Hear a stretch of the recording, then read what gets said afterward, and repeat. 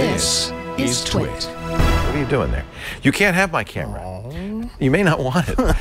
So when Dale Baskin was on last week talking about the new 360-degree cameras, he said his pick, the DP review pick, was Rilo, which is $499. Okay. But he also said for image quality, the GoPro Fusion is unbeatable at the price of $699.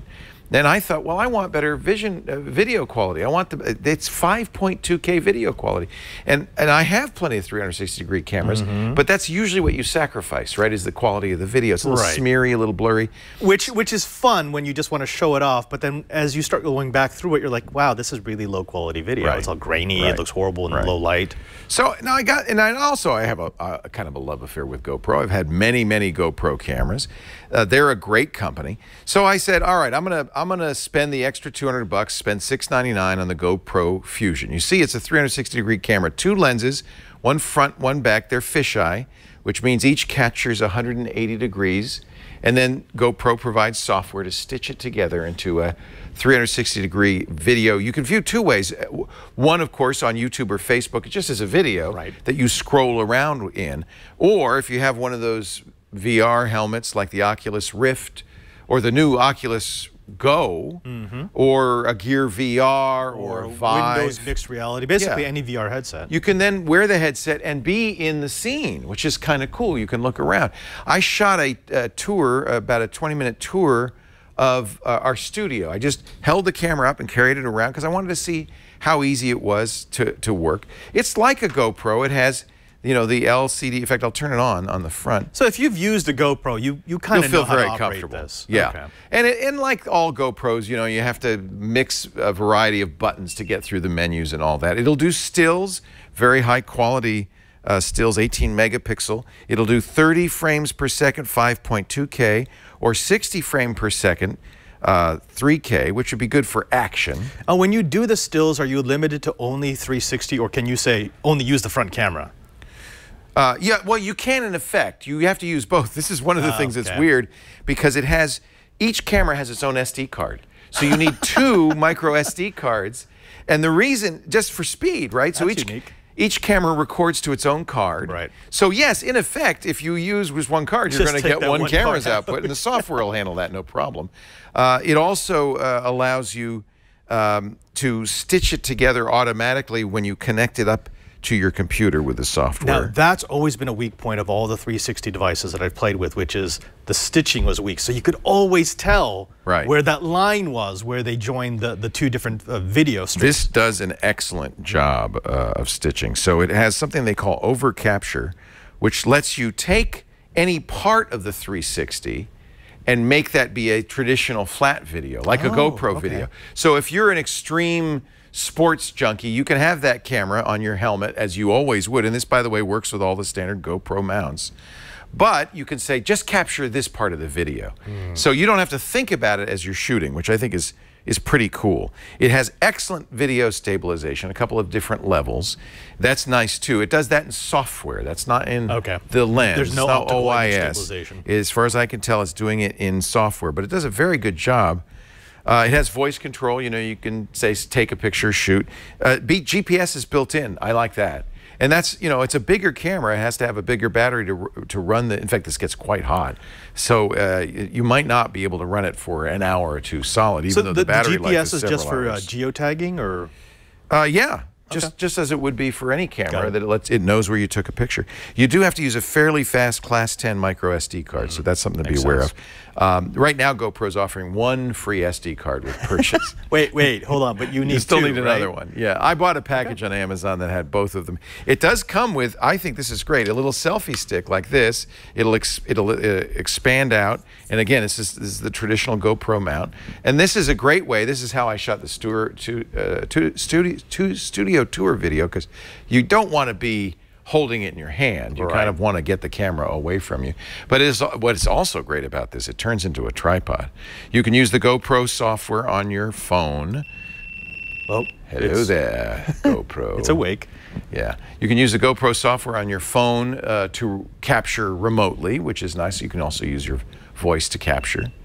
I don't know what it's... So you can preview on your phone. Yes. Does it show you the entire 360 frame? Well, you scroll around. Okay. Yeah, absolutely.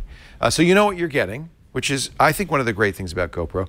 A lot of complaints in the reviews, and I can't verify this yet because I haven't. I don't know what it's talking to me. I can't verify it. It's hungry for another card, Leo. What is it doing? I don't know. Anyway, it's making noise. I can't verify this, but in all the reviews, people are mad about the GoPro mobile software because it requires you to log in before you can use it each time. That's a bad thing, because if you use one of these action cams, you're usually not anywhere near internet. Not even close. So that is a disadvantage. I hope by now GoPro's removed this. I'll have to check that part out. I focus mostly on using it. You don't have to have the camera, just recording. And I'll show you the recording. Now, this is the GoPro software on my computer, and it's frozen. It's frozen. It's frozen No, solid. it was doing this in the pre-show. Yeah. It just uses so much system resources. And this is not a weak laptop. No, this is an i7. This has got a lot of RAM. But the quality is good, but we have put up on the YouTube feed, my personal YouTube feed, which is youtube.com/Leo Laporte. I put the render. Now, this is not going to be quite as high quality as the version that you would see coming out of the camera, because, of course, YouTube recompresses it. But it's pretty good. Now, this is part of the studio tour. I'm just checking out what Megan's. Now, let me show you. There is the GoPro in my hand. Okay, that's the an interesting tripod. view. Yeah. So they do, as many cameras do, they clip it out. If I look up above, you don't see any gap in the. Let me turn the volume down so it's not distracting. In fact, it's very hard to find the seams. Occasionally, as you're moving around, you'll see a seam, but it's doing, I think, an excellent job of stitching. It ought to, because it took a whole day to render this 15-minute video. And that is one thing you should be aware of. I have a couple of problems. One, the GoPro software would not install at all on my Macintosh, and I tried several Macintoshes and several networks. I'm not really sure. By the way, as I move around, you'll see how good the video stabilization. I'm not really sure what the problem is with the Mac. Well, handheld video always has that little bounce as you walk. And right. This doesn't. It does a very good job of stabilizing it. There you can. Is that the camera, or what is that? It is. I don't know what I'm looking at over here. Oh, that's that was Jason. The only person tall enough to look the camera right in its eye. He was right there. We'll go outside. But you see, it is very smooth. It is very stabilized. So for extreme sports junkies, and I think the image is quite good, even on the recompressed version that's on YouTube. It looks nice. I think the quality is. It's something you'd be pretty happy with in almost any case. Yeah, as I'm walking down the hall, I think that's the best way to see the stabilization. I wasn't making any effort to hold this steady. Of course, the tripod shot's always going to be the best shot. This is a fun, by the way, this is a fun 13-minute tour of the studio you can see. And the nice thing about, in fact, it's something to keep in mind when you're doing 360 video. You want to have something to look at in every direction. And this is a good use for it, because I'm walking around the studio, but you may want to look at something else. You may want to say, what's going on over there? What's this say doing? Or, and so this gives you the chance to look at it in a variety of different ways. Incidentally, I was doing this during Security Now, and I could see Steve on the monitor. Steve talking. I don't think he noticed, but please don't tell him. So this is a chance for you to really, I think, see a good tour of the studio, and I'm pretty happy with the quality. I've tried a lot of 360 cameras. This is the best one I've ever tried for under $1,000 for sure. But here's the thing. Look, GoPro cameras have always had nicer image qualities than a lot of the less expensive models. I mean, I still use them, but GoPro, they've got great sensors, they've got great glass. Is this worth the extra $200? I'm a little, yes, if that's what you want. If you want I'm a little concerned about the software, to be honest with you. And yeah. I feel like, GoPro's been struggling financially a little bit, and I feel like maybe software always suffers. Maybe that's the first thing to suffer. The fact that I could never install it on the Mac, I really wanted to run it. I have an iMac Pro, 10-core iMac Pro with 64 gigs of RAM. It would be the ideal place to render it. It'd be the fastest way to render. I instead had to render it on this Windows laptop, a pretty good one, but it took a long time to render. And that's a killer, because if you are one of these people who wants to take this outdoors so that you can share your latest adventure, to take 24 hours to render a 14-minute video, that's unacceptable. Right. You can't use that. Well, you have to be patient, I guess. Somebody's asking, do you need a gimbal? I would say you do not need a gimbal, that the software stabilization is so good. And that's a nice thing, too. You don't have to get extra hardware to make a gimbal. So for $700, you in effect, you're getting a gimbal-like experience. Here we're in the server room, and I think it's kind of fun that you can look at, and the quality of here's the deal, the quality of the picture is good enough that you can look at stuff in detail. You're not seeing a kind of a smeary image.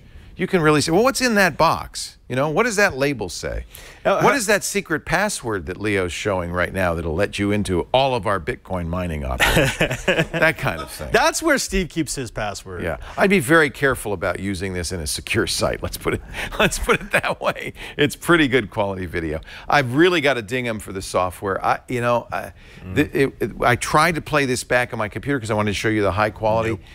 It just was unplayable. One frame every 3 minutes? No, there's a lot of video there, right? Yeah. It's 5.2K. There's a ton of pixels it's moving, and that's why I wish it worked on my iMac Pro. That really is, I have to ding them on the software. On the other hand, as usual with GoPro, where the software is a little bit laggard, the hardware is really fantastic. I think they've done a nice job. With one little exception, it's just a minor detail. But you know, this is waterproof, by the way, down to 5 meters, which is great. Okay. Right? But you really want to make sure everything's sealed. And this where you get into the micro USB, this thing fell off immediately, and I couldn't find it anywhere. It's sealing and I thought, there goes the waterproof capability. Fortunately, I did find it. But just keep in mind, this thing is not exactly strongly attached onto here. So yeah, I'm going to dig in a little bit for that as well. Finally, and we mentioned this at the beginning of the show, there's no protection for these lenses. Right. You cannot put this thing down. Make sure you use the included case and when you put the camera down, because you're going to want to make sure that those lenses are protected. Yeah, you really have to baby this, because I mean the lenses protrude. There's no safe place to put this down. There's no flat place to put them. See, they're going to stick right out. And that's kind of a drawback. I love it that it works with all the other GoPro head. If you have a head mount, a helmet mount, if you have a chest mount, any of the GoPro stuff you have, this will work with fine. It's the same exact, traditional way of mounting things with this threaded GoPro screw, and it just comes right off. And I love it that they include the selfie stick and it kind of works as a tripod too. That's very convenient. I think this is a very nicely well thought out system. I'm hoping that GoPro will fix its software and make it available on the Mac, make it work better on mobile, and maybe work a little bit faster on the PC. Nevertheless, I'm pretty happy, and I hope if you want to see more, go to youtube.com/Leo Laporte and look at that tour video, and you can see the output of this and get a better idea of the quality. You can play the game that I love, which is Find the Stitch. Yeah, and then there are times, especially when I'm moving, that you could see the stitch, but here we are on a tripod, and it's live, and I don't. That's a pretty good. That's a really good. Pretty stitch. Good quality. It's. I mean, I can see where the stitch should be. I just can't really identify it. If I didn't know it would be there. Yeah. Yeah. That's not bad. Yeah. Okay. Okay. And we can use. I'm thinking we might want to use this for. Like this show would be great if you could see the show, watch what's going on as we're moving around. Oh, I didn't mention it has 4 microphones, so it has surround sound, and that is another thing that I think is really important. That has to be processed properly too, because if you're using a VR headset, as you turn, it needs to change the audio. I understand why it takes so long to render. Yeah. It's doing a lot. And it's got a lot of bits, a lot of pixels to look at. So you know what? Long render time, considering what you're getting. Carry 2 laptops. The Nokia 360 camera, we shot a half an hour here at MacBreak Weekly. It took a week to render. So but Alex Lindsay has a trailer with servers built for that. Yeah, it'd be nice to have a render farm. That's not fair. I will keep trying to get the Apple software installed, the GoPro software installed on my iMac Pro, and maybe I'll give you an update on if that makes a difference. To have to throw 10 cores at it and the GPU and all of that. So it's hard to say, yes, this is a better must. than the Ricoh. Better than the Rilo. Yeah. Oh, because you had the Ricoh. Oh, the it's much 360. better than the Ricoh Theta S. The quality is better than the Rilo. Infinitely better.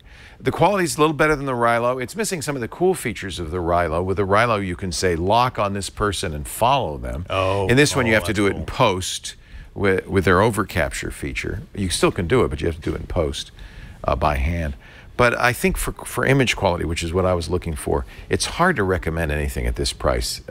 There's nothing better at this price.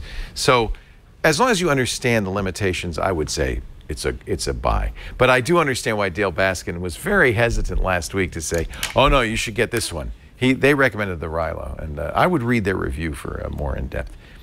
It's kind of fun. There you go. There's John Slanina. I invaded his office. He's pocket in here. You didn't even know about it? Nobody did. Oh, that's hysterical. It's got unreleased music on it. Oh my God, that's hysterical. So we're trying to rip it. Again. Look at Oh, this. DJ Burke. Look at this setup. Who's Spitting the tunes at 12 and Isn't it 6. fun that in something like this you can look around? It's like you're with me. Stanton. And if you want to look at what Burke's doing, you can. If you want to look out the window, you can. If you want to see if Steve's noticing that I'm not there, you can. When's And- Patrick coming back? You know, I almost never want to know what Brooke's See, doing. now we're just... Burke is always up to something. I'll be playing with this a lot more. I've had a lot of 360 cameras, but this is the best looking one.